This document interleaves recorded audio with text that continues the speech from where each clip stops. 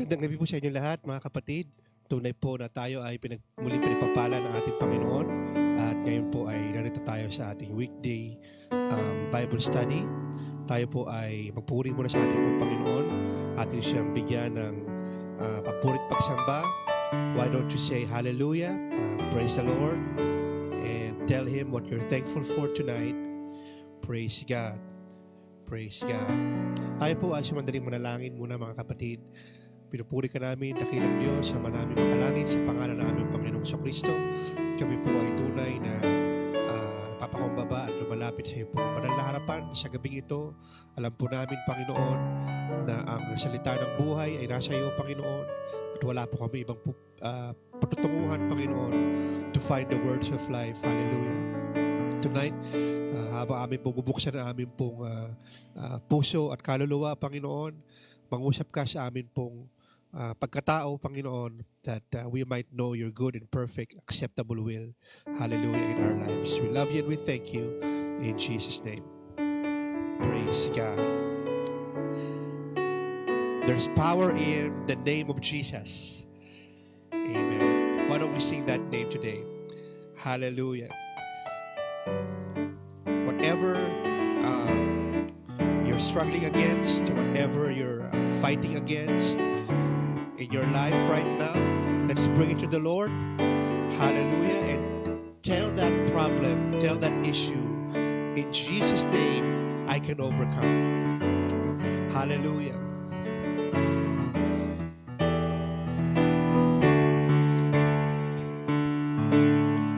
God is fighting for us. God is on our side. He has overcome. Yes, He has overcome. We will not be shaken. We will not be moved. Jesus, you are here. God is fighting for us. God is fighting for overcome. We will not be shaken. We will not be moved. Jesus, you are here.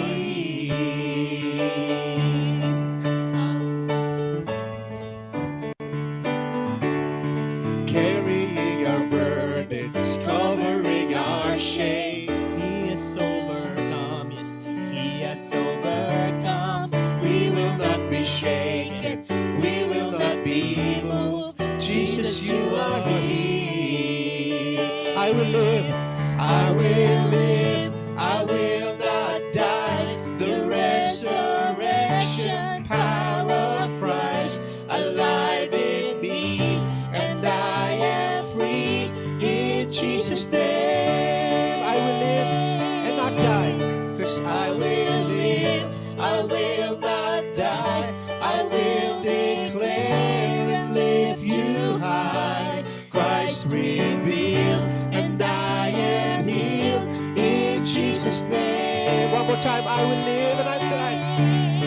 I will live. I will not die. The resurrection power of Christ alive in me, and I am free in Jesus' name.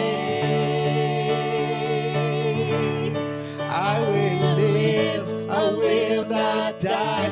I will declare and lift you high. Christ revealed, and I am healed in Jesus' name.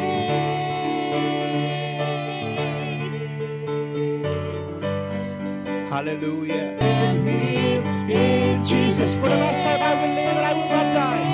Oh, I will declare the glory of God. I will not die. The resurrection Power of Christ alive in me, and I am free in Jesus' name. Oh, I will live, I will not die. I will declare and lift you high. Christ revealed, and I am healed in Jesus' name.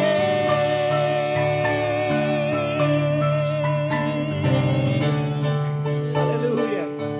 In Jesus' name.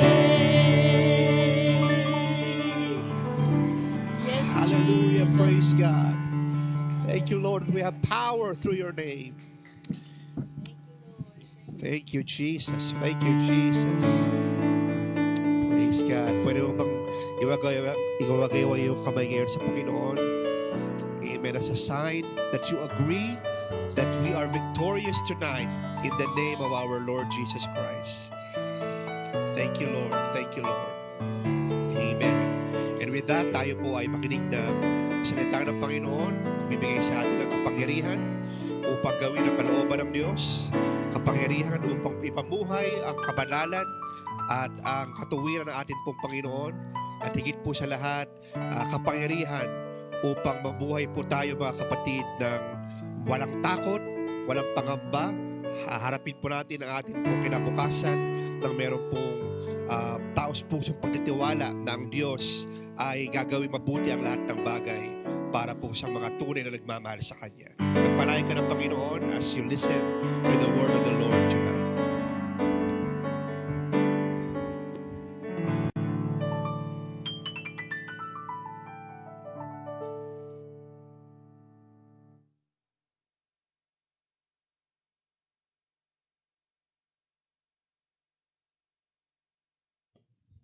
Praise the Lord.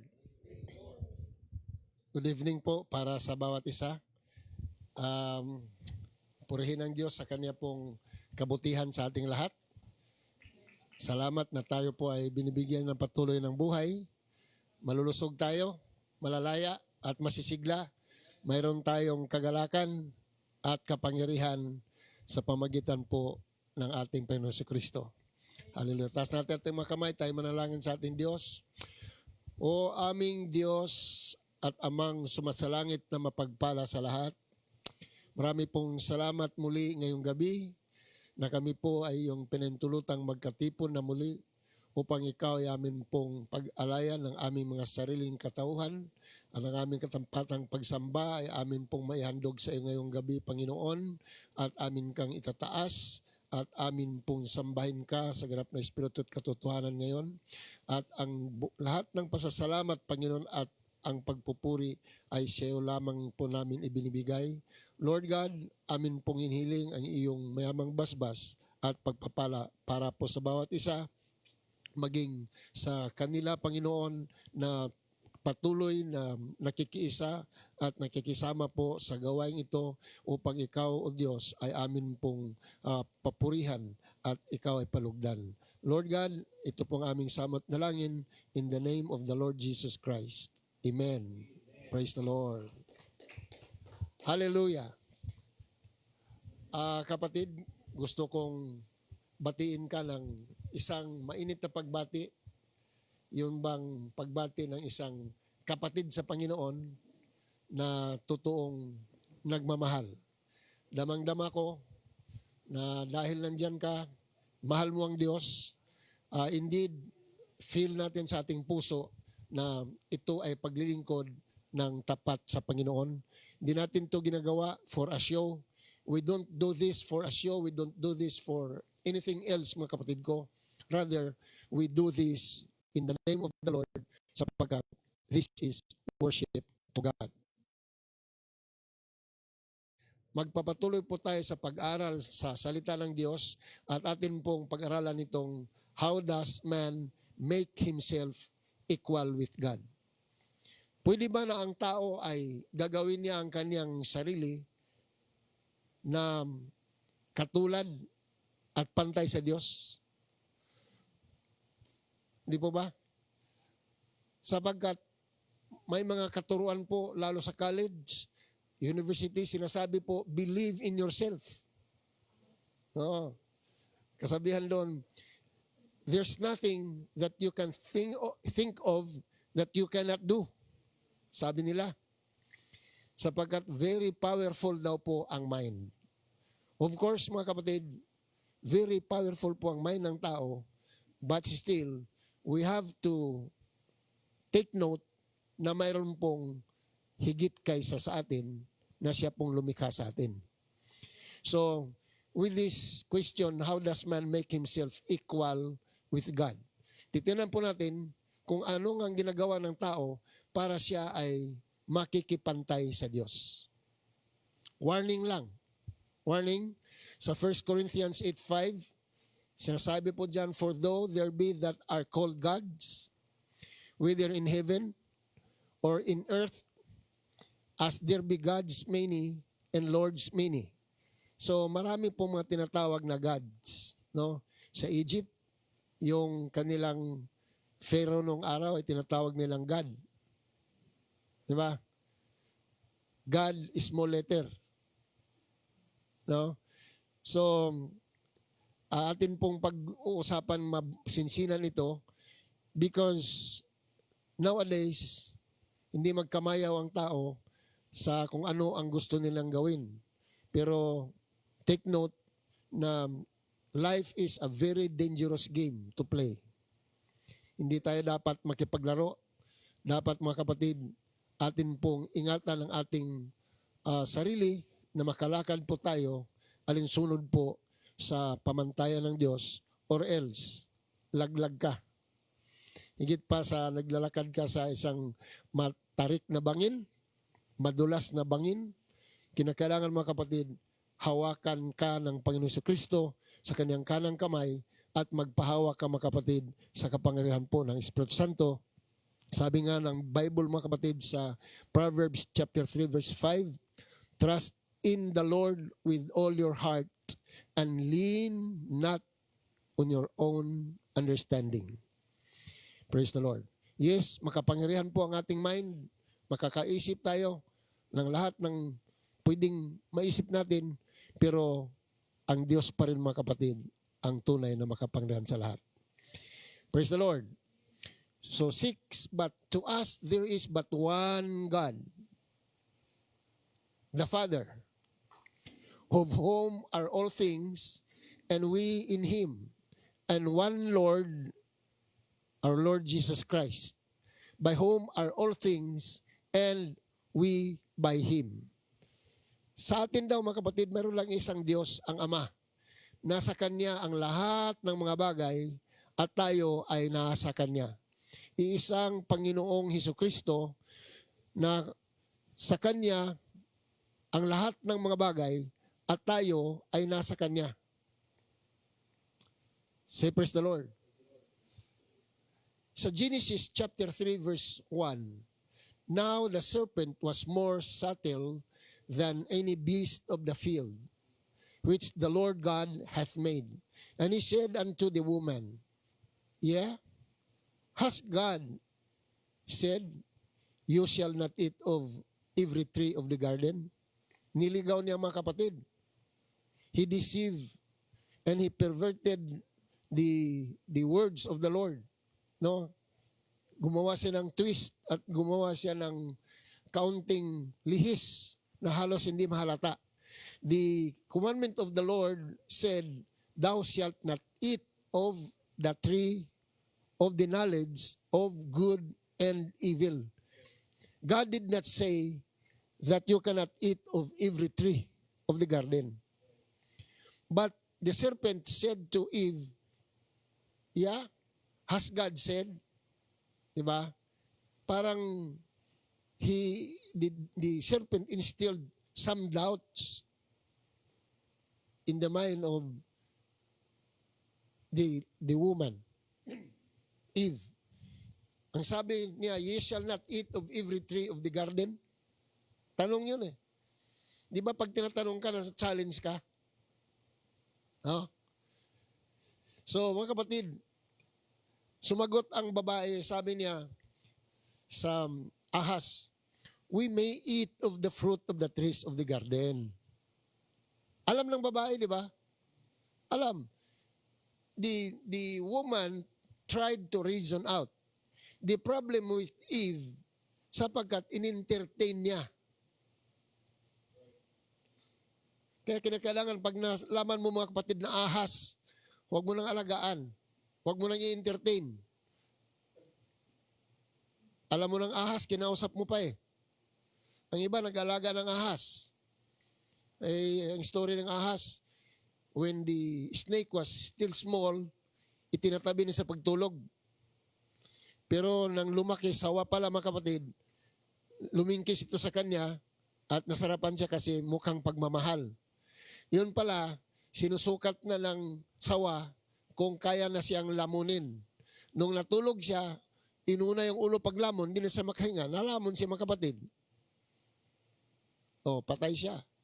So, huwag ka mag-alaga ng ahas. At kapag nalaman mong ahas, huwag mo lang i-entertain pa. Some others would entertain bad doctrines, mga kapatid, kasi sabi na, baka maligtas pa. No, we have to preach the real score of God's word, mga kapatid. Wala pong compromise. Let be it. So be it, kapatid ko. Kung malalaman nilang tayo ay we believe in the one true God who is Jesus Christ, the God who manifests in the flesh, so be it. Kasi naman magtatago tayo, mga kapatid. Sasabihin na, pareho lang naman tayo. Sa akin ngayon, mga kapatid, mayroon pong nag-unsubscribe. Ang sabi na sa akin, I'm sorry po. Pastor pa naman kayo. Pero hindi tayo magkakakulay eh. Kasi kami pupunta sa langit. Kayo ay kulto. Wanis pala kayo. Sabay, nag-unsubscribe, mga kapatid. Masakit man sa akin, pero there are still millions and billions who will subscribe, mga kapatid. Kung ayaw nila sa langit, masasaktan ako. Pero anong magagawa ko? Choice po nila yon. Diba? Sasabihin sa akin na mag-unsubscribe dahil hindi daw kami magkakulay, papunta daw sila sa langit, tayo daw ay kulto. Yun, mga kapatid ko, ang pananaw ng isang duling. Mabuti pang duling. Nakakakita kahit doble. Pero kung bulag talaga, mga kapatid, ang tingin niya, ang lipante ay bundok. Diba?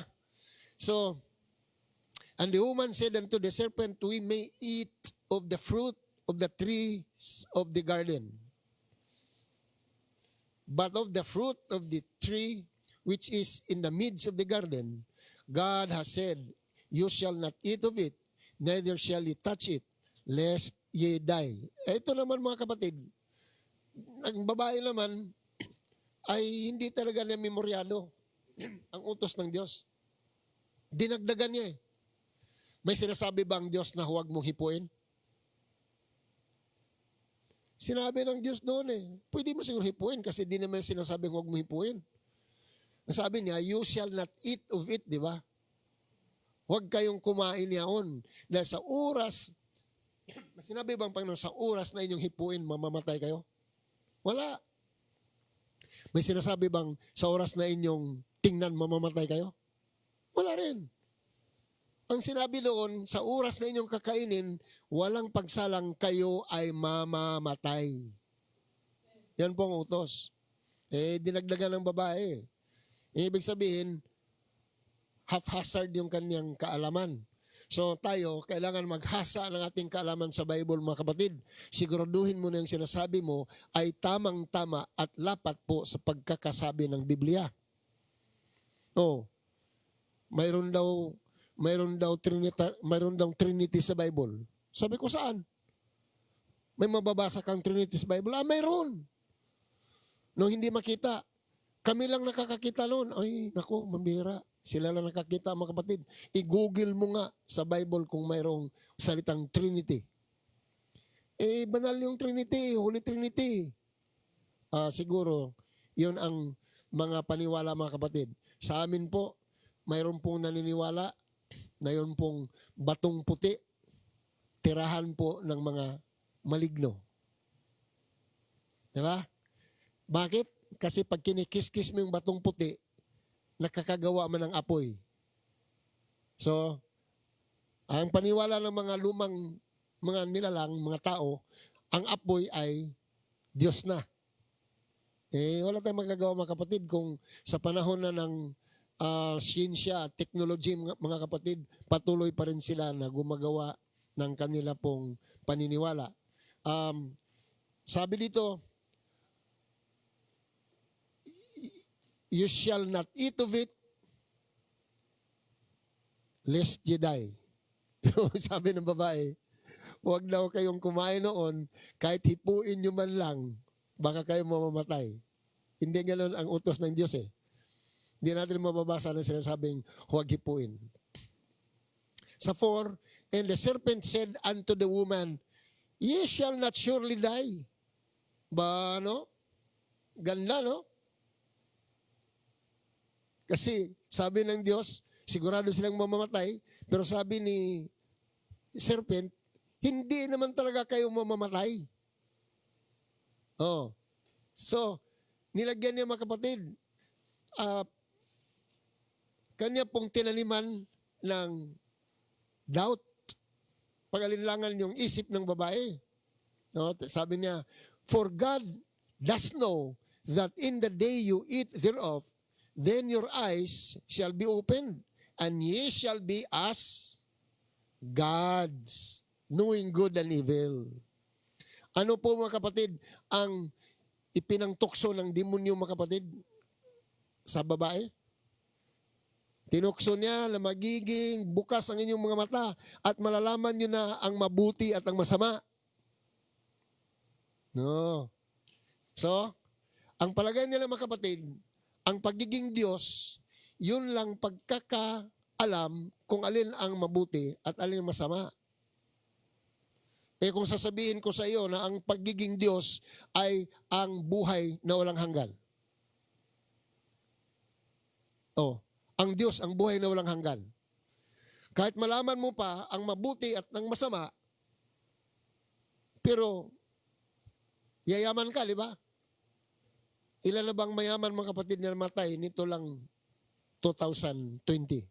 Buhat November mga kapatid hanggang ngayon, mga mayaman sa Pilipinas, may-ari ng Shoemart, may-ari ng ano ba yun? May-ari ng Robinsons, di ba? May-ari ng San Miguel. Oh, di ba? Nangamatay na mga kapatid, artistang sikat. Walang kwenta. May-ari ng bangko, may-ari ng Philippine Airlines. Eh, nalaman mo nga ang mabuti at masama para ikaw ay magnegosyo at umunlad. At yung mama, naging bilyonaryo, namatay pa rin. O, alin doon mga kapatid na kung ikaw ay makakaalam na ng mabuti at ng masama. Mabuti nga kung ang mabuti ang iyong pipiliin. Ikaso mga kapatid, yung iba, yung masama pang pipiliin para sila ay makaungos. Nagsusuhol pa nga eh. No. Jesus' name. 6, and when the woman saw that the tree was good for food, that it was pleasant to the eyes, and a tree to be desired, to make one wise. Nako, yan talaga ang inggit ng tao mga kapatid eh. Na, uy, ang sarap. At saka ang ganda tingnan. At saka pagka yun ay aking kakainin, magiging matalino ako masyalo. Di ba? Doon kumuha siya mga kapatid ng bunga na pinagbabawal ng Diyos at kumain. At binigyan din niya. Ito naman kanyang asawang lalaki ay under. Alam ko ba kung bakit may mga lalaki mga kapatid na under, yun pala lahi ni Adan yan. Under doon sa pagmamahal niya sa kanyang asawa, kahit na mali. Mamahalin mo ang asawa mo, pero pag mali na, i-remind mo. Kasi under care sa iyo yan, common responsibility. Kapag nagkamali ang asawa mo at hindi mo chinecheck, ikaw pa rin ang singilin ng Diyos. Eh kaso, nung binigyan siya ni Eva, halika, no? Ito, masarap oh. Sabi ng Diyos, wag natin kainin. Yun pala, pagka kinain natin to masarap pala eh. Tapos, mabuksan ang mga mata natin, makikita natin, malalaman natin mabuti at masama. Sabi siguro ni Adan, ha? Ganon? O sige nga, tikman natin. Di mo natin kakainin, tikman lang natin eh. Yung isa mga kapatid, naging dalawa. Hanggang nung nakakain sila mga kapatid, nangabuksan nga yung kanilang mga mata. No? Nakita nila na sila ay hubad. Nahubaran sila mga kapatid ng glory of God. Sino po ang una who did first feel the desire to be equal with God? Sino po mga kapatid ang unang nakaramdam na gusto niyang magiging kapantay sa Diyos? Sino po? Si Lucifer, di ba? Si Lucifer. By the way, si Lucifer ay isa pong anghel. Siya po ang katiwala ng Diyos, pinakapuno ng mga anghel, at siyang pinaka-gwapo sa lahat, mga kapatid ko, pinaka-gifted na anghel, at tinatawag siya, mga kapatid, Son of the Morning. Sabi nito sa Isaiah chapter 14 verse 12, "How are you fallen from heaven, O Lucifer, son of the morning? How are you cut down to the ground, which didst weaken the nations?" Oh, ang nagpapahina pala ng mga bansa, mga kapatid, si Lucifer pala. Nalaglag pala siya dito sa sanglibutan, mga kapatid, galing sa langit. At pinapahina niya ang mga bansa. Pinadadalhan niya ng COVID. Tapos, in-encourage niya ang korupsyon. Yung mga tulong, ibulsa niyo para lalong magalit ang bayan. Walang hulihan. Kasi magkasabwa tayo. Leader sa leader, tayo, sila. Makinig na sila sa balita para ma-release ang kwarta. Di ba? So, wala po. Balitang may mga nakasuhan. Wala namang napasok sa bilangguan. Kasi may piyansa naman yun. So, ang mamamayan, hirap na hirap ka na nga, lalaban ka pa kung makipagkaso ka, saan mo dadalhin ang kaso mo? Sa kanila rin. O, di ba? So, wala kang panalo. Itong lupa, mga kapatid, na ating ginagalawan, ito po ay pinagharian po ni Lucifer sa ngayon. Pinapahintulot ng Diyos na ang mga tao ay pagharian, mga kapatid, ng kasamaan dito sa lupa, pero at the same time, ang Diyos ay nag-aalok po ng kaligtasan buhat po sa pagkasadlak sa kasalanan at karumihan at kahirapan. Di ba? Alang namang ililigtas ka ng Diyos kung talagang magandang lupa, kung paraiso na to, dililigtas ka pa ng Panginoon. O, di ba? Siyempre, ililigtas ka ng Panginoon dito sa bulok na lipunan, bulok na sanglibutan, mga kapatid, na ginagalawan po ng tao na puro mandrugas at masasama ang nasa isip. Mga tao na puro layaw at puro pagyaman ang iniisip, mga kapatid. Ang akala na pag yumaman sila ay ayos na. Doon sila mali. Sapagkat ang kayamanan po makakabili sa iyo ng anumang gusto mo, pero yung buhay mo ay pag kinuha na ng Diyos, iiwanan mo lahat ng kayamanan ng pinundar mo. In fact, napakasakit ng kamatayan ng taong mayaman kaysa doon sa taong mahirap. Dahil siya manghinayang doon sa kanyang maiiwan. Isipin niya, tinago niya ng mabuti. Sabi nila, di, may mamanahin naman ang aking mga anak. Oo, tama. Pero paano mo masisigurado na yung anak mo ay pamamahalaan at pangasiwaan yung negosyo mong pinundar? Baka malusta yan. Okay lang, mga kapatid. Sa bagay, pag tayo yumaman, praise the Lord. Pero tanda natin na tayo, kung pinayaman ng Diyos, mga kapatid, ng ubod ng yaman, huwag po tayong gumaya po sa mga taga-sanglibutan. Manatili po tayong maglingkod sa Panginoon at tanda natin, sa atin po ng mga anak ng Diyos, Diyos po ang nagbibigay sa atin ng kapangyarihan na yumaman. Amen. So, 13:4, "Thou hast said in your heart, I will ascend into heaven, I will exalt my throne above the stars of God. I will sit also upon the mount of the congregation in the sides of the north." Grabe, mga kapatid, itong ambition po ni Lucifer.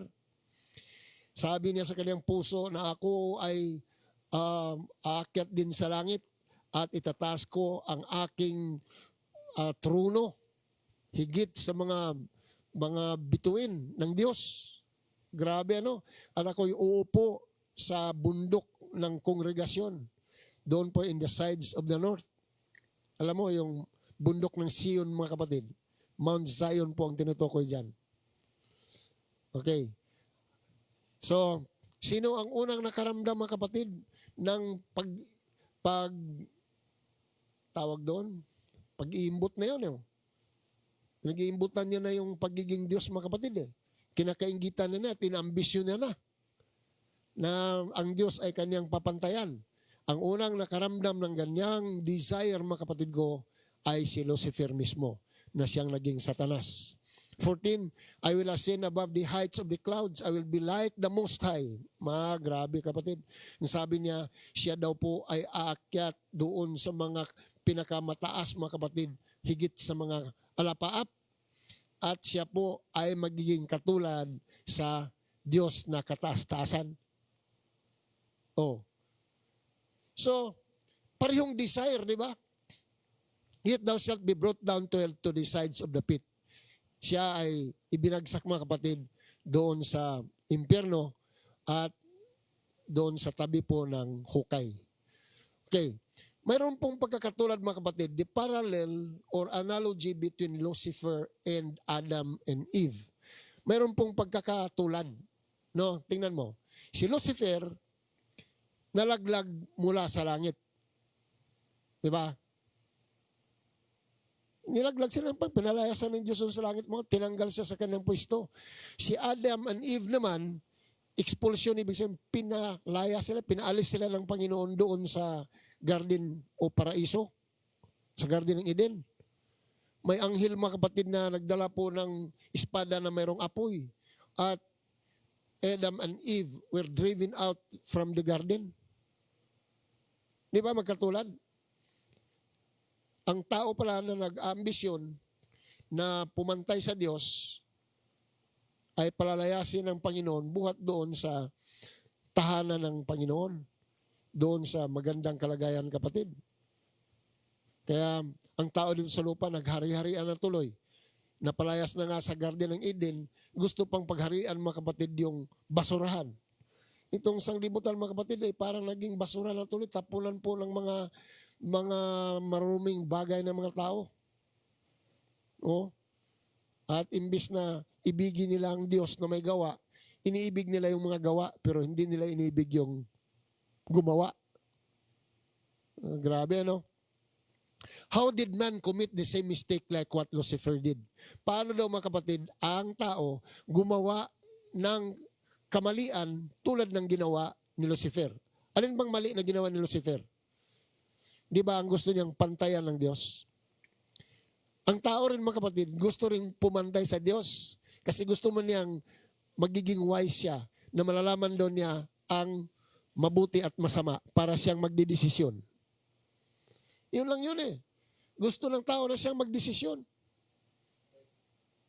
No. Anong nangyari sa anak mo? Nung maliit, 1 year old, 2 years old, gustong hawakan yung apoy. Sabi mo, no. Ay talagang umiyak. Nung pinabayaan mo, napaso mga kapatid. Di, napaso, di ba? Ganun po ang tao.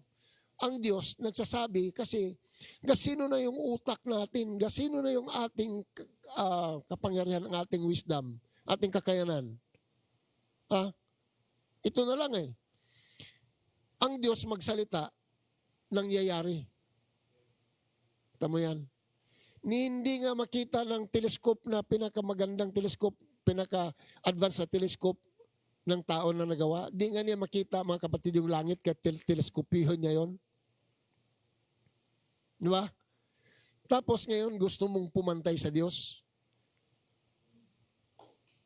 Sino ka para gusto mong malaman yung mabuti at masama para magdesisyon ka? Gusto mo talagang magdesisyon sa sarili mo samantalang ang Diyos nagsasabi sa iyo kung alin yung mabuti mong gawin. Say praise the Lord. Sa Isaiah 53:6, sabi doon, tayo ay tulad ng mga tupa na nangaligaw. Pumili tayo ng ating sariling daan. Lagi ito mga kapatid eh. Baka sabihin niyo, yan namang pastor na yan. Lagi nang binibigkas yan. Wala natin bersikulo. Ay sa talagang yan mga kapatid, ang ginawa ng tao eh.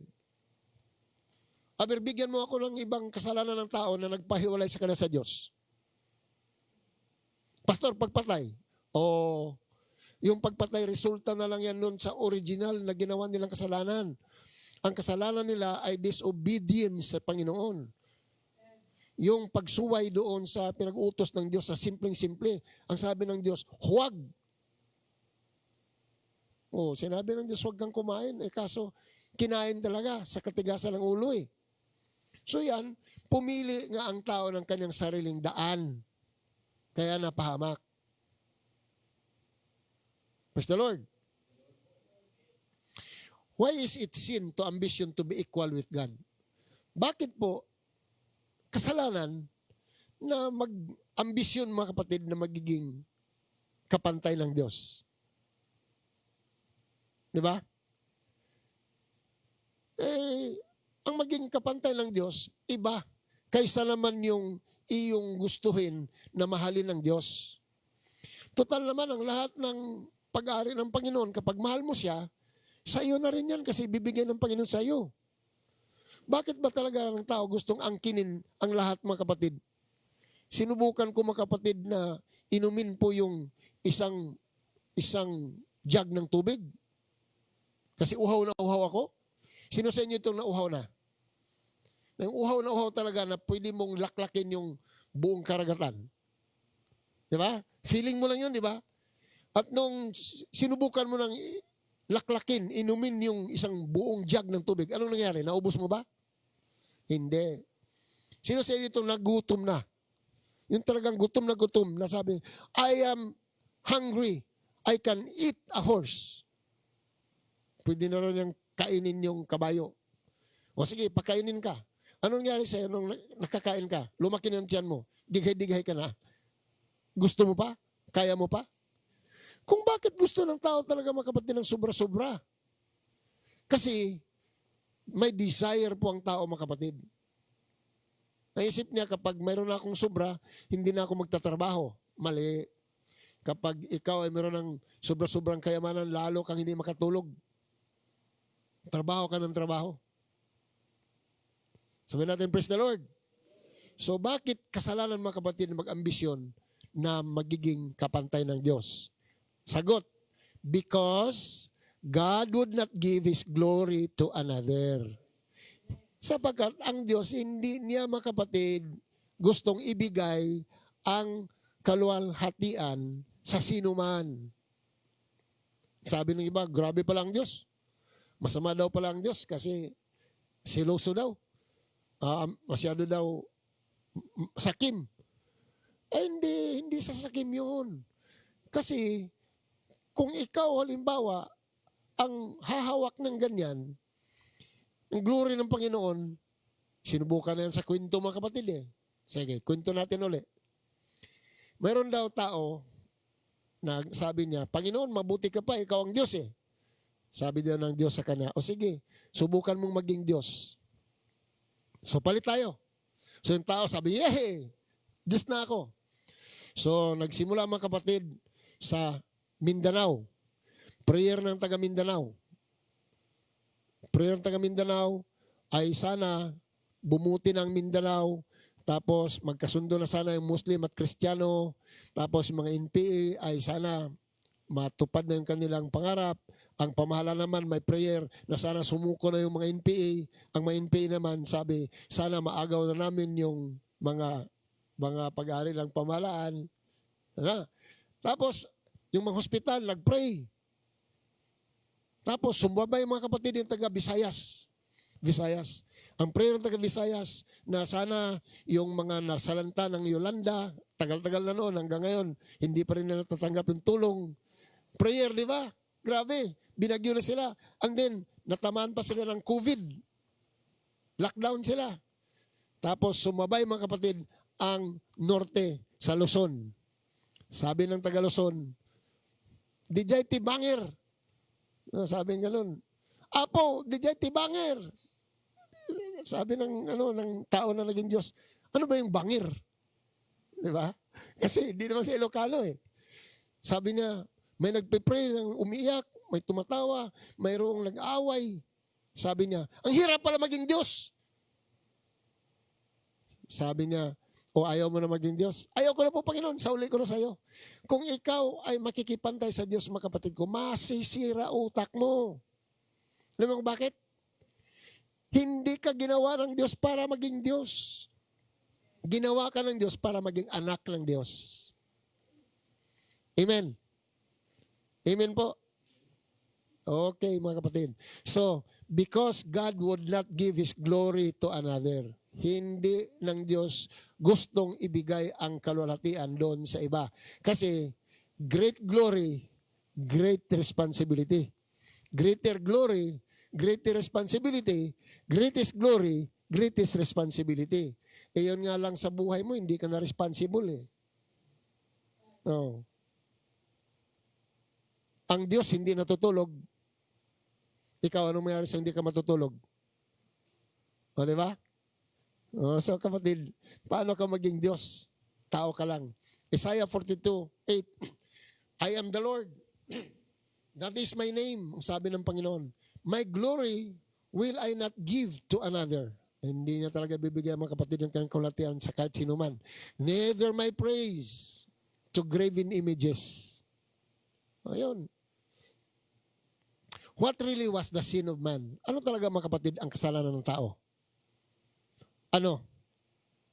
Yun bang pagkain ng bunga, ng puno? Resulta na lang mga kapatid, ang totoong kasalanan niya ay pagsuway. Pagsuway sa kung alin yung sinasabi ng Diyos na motivated by the desire to be like God. Kaya niya kinain yun na ipinagbabawal na bunga ng puno ng pagkakakilala ng mabuti ng masama kasi ang motivation niya mga kapatid na siya ay magiging wise at matutulad siya ng Diyos para malalaman niya ang mabuti at ang masama. Di ba? Yun ang problem doon mga kapatid. Sabi ng hari, huwag kayong sumilip ha. Lahat ng sisilip, putol ang ulo. Nalaman pa ni Juan nung siya sumilip? Hindi na. Naputol ang ulo niya mga kapatid. Iyon po ang tao. Pinagbabawalan ng Diyos. Pero ang tao talaga ay matigas ang ulo. Kaya dito sa lupa mga kapatid, naglalakad po ang tao, buhat ng bata siya hanggang sa siya tumanda, hanggang sa siya ay bawian na po ng buhay, nananatili po siyang tao kung hindi niya matatagpuan ang tunay na paglingkod sa Panginoon Kristo. So kapatid, sabi dito, how should man get reconciled with God? Paano daw ang tao magkakasundo ng Diyos muli? Eh mabuti kung makikipagkasundo yung tao, kaso yung iba mga kapatid, wala na silang kinikilalang Diyos. No? Yun pa nga eh. Ang iba mga kapatid, nag-iisip na, sana lahat, akin ang lahat, ako lang tanghalin ng pinakamayamang tao, at saka lahat ng tao, lahat ng mayroon sila, akin na lang lahat. Tapos nagkamali siya, sabi niya, sana ako na lang mag-isa. Binigay sa kanila, nag-isa siya. Pati pamilya na wala na, mag-isa siya mga kapatid. Lahat ng bangko kanya. Lahat ng palengke kanya. Lahat ng mga matataas ng mga buildings kanya. Lahat ng sasakyan kanya. Lahat ng parkingan kanya. Lakad siya ng lakad mga kapatid ko. Wala pong tao, siya lang mag-isa. Anong saysay? Maangkin mo ang buong daigdig. Walang kwenta, di ba? Pero kung ikaw ay makakasundo ng Diyos, tingnan natin mga kapatid kung paano tayong makikipagkasundo sa Diyos. Una, ang pakipagsundo sa Diyos ay by coming to Jesus Christ. Come to Jesus Christ and learn of Him. Ang iba mga kapatid, learn, hindi pa nakarating kay Jesus Christ. Dapat, tumanggap ka muna kay Jesus Christ. Pumaroon ka kay Jesus Christ. Lumapit ka kay Jesus Christ. Saka ka mag-aral. Praise the Lord. Matthew 11:28, yan na naman. Pumarito kayo sa akin, kayong mga nabibigatan at lubhang napapagal, at kayo bibigyan ko ng kapahingahan. Inyong kunin ang akin pong yoke, pamatok, and learn of me. Yan pala mga kapatid. Yung yoke, yan yung ginawa ng mga kapatid ng mga magsasaka, nilagayan doon sa liig ng kalabaw o di ng baka para mahihila yung araro. Sa ating Panginoon, hindi ganoon mga kapatid. Kasi hindi po mahirap ang sumunod sa Diyos. Sa ating isang lesson nung nakaraan, napag-usapan natin mga kapatid na ang Diyos ay mapagpahinuhod at siya po ay may mababang kalooban, mabuting puso. At bibigyan niya tayo ng kapahingahan. Paano ang kapahingahan kung mayroon naman palang pamatok? Ang pamatok na yan, mga kapatid ko, ay hindi po yan pamatok para mabigatan ka. Yan po ay parang ribbon na pagagandahin ka. Parang pusa na nilagyan ng ribbon. O yung nilagyan ng ribbon sa pusa, ginto. Siyempre, mabigat yun. Ngiyaw na ngiyaw yung pusa, mga kapatid. Ang iba, mga kapatid, hindi gustong maglingkod sa Diyos kasi mahirap daw. Marami daw bawal. Bawal. For example ngayon, sabi ng doktor sa iyo, bawal ang matamis. Kasi mataas ang blood sugar mo. Ang hirap naman. Sabi naman, bawal kumain ng baboy dahil ang baboy ay marumi at mayroong trichinella worm. Magkakakanser ka. Ang hirap naman. Bakit ka nahirapan? Kasi ayaw mo. Di ba? Ang kambing, nahihirapan lumakad kapag hinihila kasi tumutukod. Tumutukod yung kambing eh. Subukan yung hilahin ng kambing. Tumutukod. Kaya hirap na hirap. Pero kung ikaw ay magpatianod sa kalooban ng Diyos, tulad nga sa tubig, nabanggit na natin yan, na ang tubig, ang ilog, kung saan dumadaloy, at ikaw ay lalangoy, at magpatianod doon sa daloy ng tubig, kapatid ko, hindi po mahirap lumangoy. Mabilis. Sa Panginoon, kung tayo ay magpatianod sa kanyang kalooban at mag-aral tayo sa kanya, mga kapatid ko, bibigyan niya ng kapahingahan ng ating mga kaluluwa. Praise the Lord. Pangalawa, di nakarating natin kay Jesus Christ. Mamahalin natin si Jesus Christ. Sapagkat, sabi ng Panginoon, if you love me, keep my commandments. Paano daw mahalin si Jesus Christ? Sinusunod ang kanya pong mga utos. Praise God. Paano natin tanggapin ang Panginoon Kristo bilang ano siya? Paano tanggapin si Jesus Christ bilang alin? Tanggapin natin si Jesus Christ una sa 1 Timothy 6:14. Ang sabi po diyan na atin pong ingatan ang kanya pong kautusan nang wala po tayong dungis at hindi po tayo masasaway hanggang sa muling pagpapakita ng ating Panginoon Kristo. Ganun po ang pag-iingat ng kanya pong commandment kung mahal natin siya. At atin siyang kikilalanin bilang siya po sa kanyang kapanahunan, siyang magiging only potentate, walang kamatayan mga kapatid at makapangyarihan sa lahat. Siya po yung hari ng mga hari and Lord of Lords, Panginoon ng mga Panginoon. Dapat makilala natin si Jesus Christ, mga kapatid. Ang iba, naniwala sila na pangalawang persona lang si Jesus Christ. Propita lang si Jesus Christ. No. Siya lang nag-iisa, mga kapatid, na blessed and only potentate. Siya lang yung walang kamatayan at siya lamang yung pinakamakapangyarihan sa lahat. Hari ng mga hari at Panginoon ng mga Panginoon. Amen. Pangatlo, siya lamang yung walang kamatayan. Siya lamang yung mayroong immortality. Dwelling in the light which no man can approach unto, whom no man has seen, nor can see, to whom be honor and power everlasting. Amen. Tika lang muna. Dito, pasyalan natin saglit ito, mga kapatid. Kasi mayroong natatagong katotohanan dito eh. May tanong ako sa inyo. Yun bang tirahan ng Diyos? Mararating ng tao? Hindi. Ayon sa bersikulong ito, ang Diyos lang ang nakatira, mga kapatid, sa liwanag na walang sinuman na makakalapit at walang sinuman na nakakita at walang sinumang makakakita. Hindi malalapitan, hindi pa nakita, at hindi pwedeng makita. Kaya pala, mga kapatid, hindi ko naman pinagsisilusan ng Panginoon, pero saka ko na lang malalaman. Kaya nga ako sa inyo, aking pina-shortcut, pina-simplify, mga kapatid, ng kaligtasan, ang aking pong term dyan ay Kung gusto mong maligtas, siguraduhin mo lang na ikaw ay makasama sa rapture. Dahil kapag nakasama ka sa rapture, dadalhin ka ng Diyos sa tirahan mo ang bagong Jerusalem.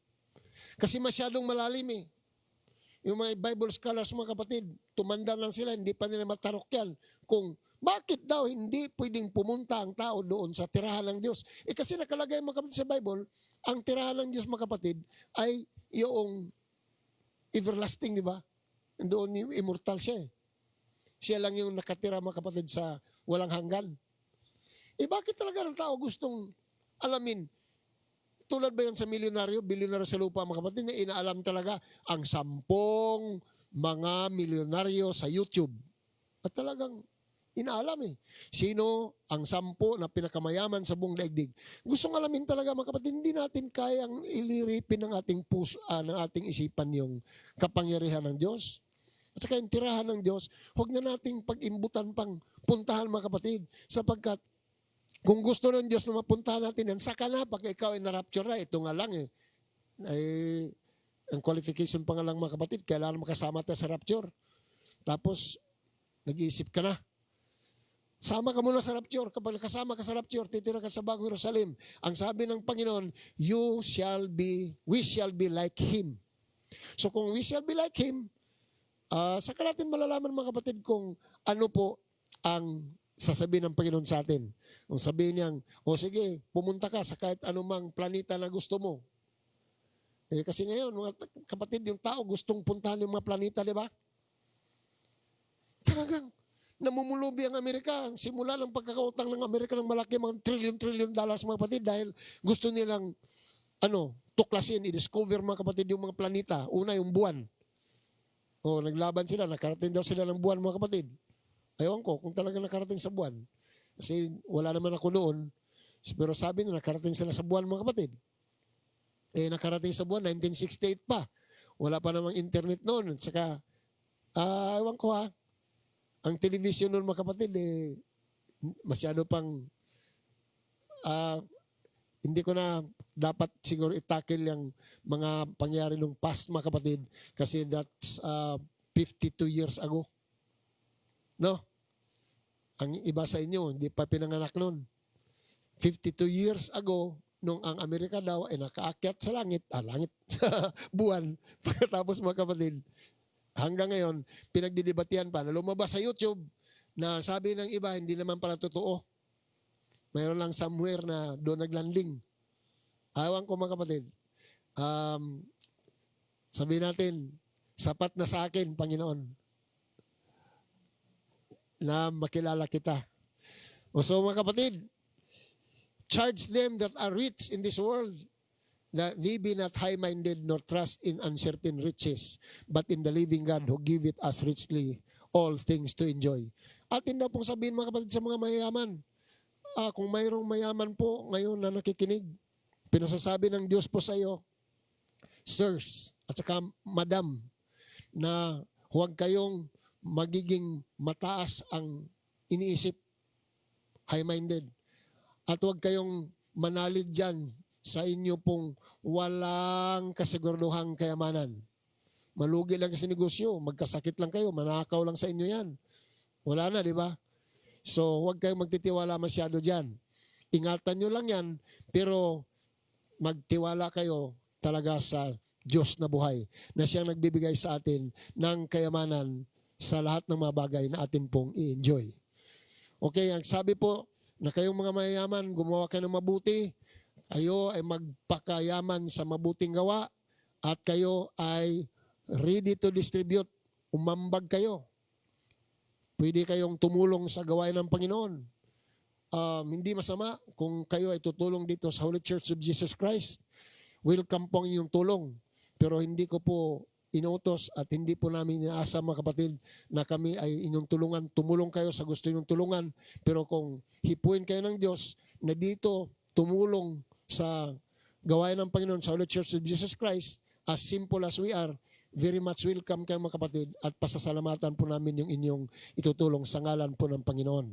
Huwag ninyo pong isipin na kami ay nagcha-challenge sa inyo para kami ay kumita. No. Ito po, nandiyan sa salita ng Diyos, mga kapatid, na binibigay po at amin pong tungkulin na iabot sa inyo ang salita na yan, baka sakali po na kayo po ay pagpalain lalo ng Panginoon mga kapatid, sapagkat yun pong nagpapagamit sa Diyos ay higit lalong pagpapala po ng Panginoon.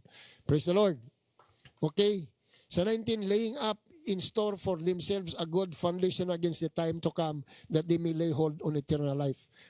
Mga kapatid, kayo mga mayayaman, dapat daw na kayo ay maglagak ng inyong mga kayamanan doon sa magandang pundasyon para po sa darating po ng mga panahon. Yung future mga kapatid ko, na siya pong iingatan doon sa buhay na walang hanggan. Praise the Lord. Ang kayamanan sa lupa, temporary lang. Yung bahay mo, wala lang maintenance yan, mga 10 years, luma na yan. Yung kutsingan natin na, halimbawa, bumili ka ngayon ng kutsing bago, makaraan ng 1 taon, nakakahiya na sa daan. Kasi kahit mamahalin yan, pero luma na. No? So wala pong bagay dito sa lupa na masasabi nating forever, mga kapatid ko. Sabi nila, diamonds are forever daw. No, kasi pag nabagsak yung diamond, basag. Hindi pa rin forever. Okay, sa 1 John 5:20, ano ang ating pagkakakilala kay Jesus Christ? Atin siyang kilalanin bilang siya po yung anak ng Diyos na naparito, at binigyan niya tayo ng unawaan, mga kapatid, at ating na unawaan at nalaman ang totoo, at tayo ay na kay Jesus Christ na totoo. Si Jesus Christ na anak ng Diyos, siya po ang tunay na Diyos at buhay na walang hanggan. Praise the Lord. Dapat ganun ang pagkakakilala kay Jesus Christ. Yan nasa Bible, mga kapatid. So, may prayer akong sinulat diyan, mga kapatid, para po sa sino man na gustong ipag-pray ito. Kung ikaw ay gusto mong prayer na to, gusto mong tanggapin ang Panginoon Kristo, gusto mong maglingkod sa Kanya, gusto mong isuko yung buhay mo sa Kanya, dasalin mo ito. Sabi diyan, this is the prayer of accepting Jesus Christ as the Lord, God, and Savior. Sabihin mo lang ng matapat sa puso mo, kahit basahin mo kung gusto mong basahin, mga kapatid, o pwede mo i-memorize yan. Sabihin mo lang, Dear Lord Jesus Christ, I believe in you, the one true God, who manifested in the flesh to save me. I accept and receive you into my life as my Lord God, Savior, and King of Kings. I am a sinner. I repent right now. Please forgive me and save me. And please give me a brand new life. Thank you, Lord Jesus. Amen. Ganun lang po, mga kapatid, kasimple yung prayer of acceptance. At kapag ginawa mo yan, i-message mo kami sa Facebook, o di kaya mag-comment ka dyan sa ating YouTube, para po matulungan ka namin, mapadalan ka namin ng karagdagang mga aral at matulungan ka, kapatid. At gusto naming makaalam din na may mga taong tumanggap sa Panginoon at napabuti po ang buhay sa paglilingkod sa Diyos. Kahit man lang malalaman namin na ginagamit din kami ng Panginoon para po sa inyo pong kapakanan. So, God bless you po. Huwag kalimutan po na mag-subscribe. Ano po? Pwede niyong i-download yung ating mga video kung kayo yung nakasubscribe, mga kapatid. At kung hindi niyo ma-download, gusto ninyong makuha po ang original copy ng ating pong manuscript nito, mga slides dyan, sumulat kayo sa amin para po bigyan namin kayo, mga kapatid, na materials na kailangan ninyo. Kasi kung itong video ang inyong gagamitin, kami pa rin na nagsasalita dyan sa video. Pero kung yung slides ang aming bibigay sa inyo, yung original niyan, pwede kayong magtuturo. Hindi po namin kayo pagbawalan na gamitin yan, mga kapatid, sa anumang paraan para po makatulong sa inyo sa inyong kristyanong pamumuhay. At kung kayo ay leader, kayo ay pastor, kayo ay teacher, maging pang personal lang, kung gusto mong mayroon kang copy, mga kapatid, files mo, ikalulugod namin na ibahagi sa inyo ito. After all, the Word of God is for free. Sabi nga, freely you have received, freely you give. At atin pong palawakin, mga kapatid, ang kaharian ng Panginoon, at tayo ay magtulong-tulungan ang bawat isa para po lalong maluwalhati po ang ating Diyos. Praise God. Ngayon po tayong lahat ay tumayo. Atin pong babasahin ang benediction po sa 2 Corinthians 13:14. Sabi po diyan, the grace of the Lord Jesus Christ and the love of God and the communion of the Holy Ghost be with you all. Amen. Praise God. So, diyan kapatid, atin pong tinapos ang ating lesson ngayong gabi. At sa muli, anyayahan namin kayo mga kapatid na makiisa muli ngayong Friday, 8:30 po ng gabi dito rin. At kung inyong gustong ulit-ulitin, pwede naman ninyo, kayo na pong bahala mga kapatid. Nais kong kayo ay dumalaw din doon sa ating channel. Ang ating channel po ay bit.ly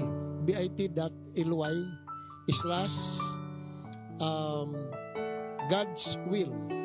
Yung God's Will, yung letter G ay big, no? Kasi God. Pero wala pong apostrophe yung S. So God's Will TV. Ang ating pangalan ng ating channel ay God's Will TV. Ano po? Yung TV, maliliit na letters na lang yun. Wala pong dot. Okay. So God's Will TV. bit.ly/God's Will TV. So God bless po mga kapatid ko. Hallelujah. Praise the Lord. Ingatan tayo ng Diyos at patuloy tayo na maglingkod sa Panginoon. Ibigin natin ang Panginoon Kristo at ating tingalain po yung pagbabalik ng ating Panginoon Kristo. Dapat po sama-sama tayo na sasalubong po sa Kanya. Hallelujah. Praise the Lord. God bless everyone.